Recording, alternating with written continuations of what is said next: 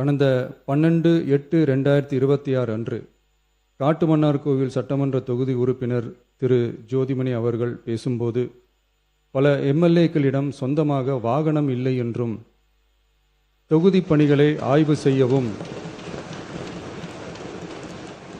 பார்வையிடவும் கடினமாக உள்ளதாகவும், லஞ்சமில்லாத நேர்மையான ஆட்சி அமைய உறுப்பினர்களின் அடிப்படை தேவைகளை அரசு பூர்த்தி செய்ய வேண்டும் என்றும் கோரிக்கை வைத்தார்.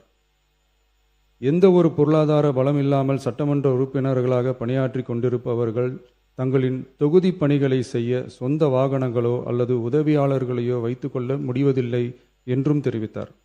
மேலும் இது தொடர்பாக கோரிக்கைகளும் வரப்பெற்றது. மக்களாட்சியின் மிக முக்கிய தூண்களில் ஒன்றாக விளங்குபவர்கள் மாண்புமிகு சட்டமன்ற உறுப்பினர்கள். தமிழ்நாடு சட்டமன்ற வரலாற்றில் எளிய பின்னணியில் இருந்து பணபலமோ அரசியல் பின்னணியோ இன்றி மக்களின் பேராதரவோடு முதன்முறையாக சட்டமன்றத்திற்கு தேர்வு செய்யப்பட்டுள்ள முதல் தலைமுறை சட்டமன்ற உறுப்பினர்களின் எண்ணிக்கை குறிப்பிடத்தக்க அளவில் உயர்ந்துள்ளது.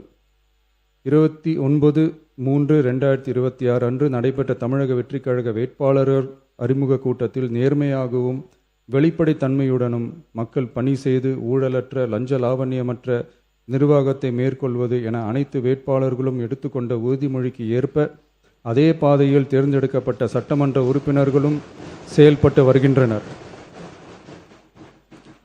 மக்களுக்கான நிர்வாகம் நேர்மையின் பாதையில் என்ற அடிப்படையில் லஞ்ச லாவண்யமற்ற நேர்மையான மற்றும் வெளிப்படையான நிர்வாகத்தை அடித்தட்டு மக்கள் வரை கொண்டு சேர்க்கும் நோக்கில் தமிழக வெற்றிக் கழக அரசு செயல்பட்டு வருகிறது.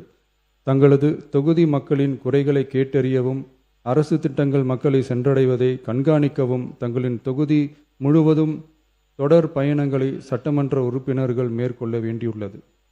பொருளாதார பலம் இல்லாமல் சட்டமன்ற உறுப்பினர்களாக பணியாற்றும் மற்றும் முதலாக சட்டமன்ற உறுப்பினர்களாக தேர்வு செய்யப்பட்ட உறுப்பினர்கள் தங்களது மக்கள் பணியை தோய்வின்றி தொடர்வதற்கும் அவர்கள் தங்களின் தொகுதி பணிகளை திறம்பட மேற்கொள்வதற்கு வசதியாக அனைத்து சட்டமன்ற உறுப்பினர்களுக்கும் அரசு சார்பில் வாகனம் வழங்கப்படும் என்பதை மகிழ்ச்சியோடு தெரிவித்துக் கொள்கிறேன்.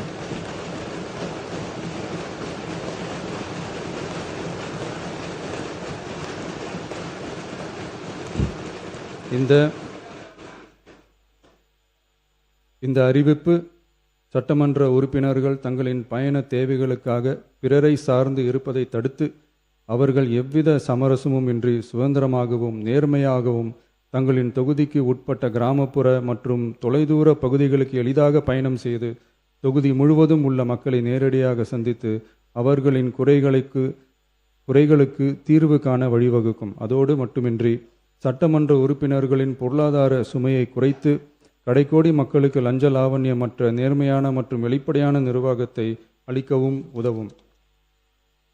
மேலும் சட்டமன்ற உறுப்பினர்கள் தங்களது தொகுதி சார்ந்த பல்வேறு பணிகளை மேற்கொள்ள ஏதுவாக சட்டமன்ற உறுப்பினர்கள் ஒரு உதவியாளரை நியமித்துக் கொள்வது அவசியம் என கருதப்படுகிறது.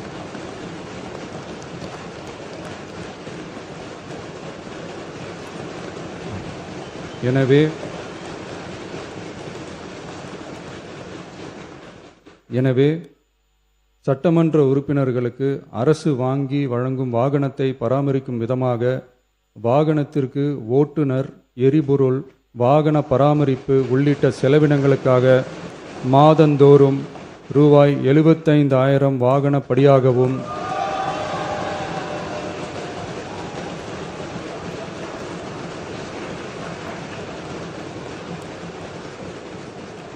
அலுவலக பணிகளில் உதவி செய்ய ஓர் உதவியாளரை நியமித்துக் கொள்ள மாதந்தோறும் ரூபாய் 25,000 உதவியாளர் படியாகவும்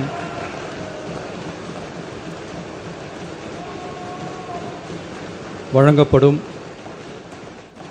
இதற்காக உரிய சட்டத்தில் திருத்தங்கள் மேற்கொண்டு ஆணைகள் வெளியிடப்படும் என்பதையும் தெரிவித்துக் கொள்கிறேன். நன்றி.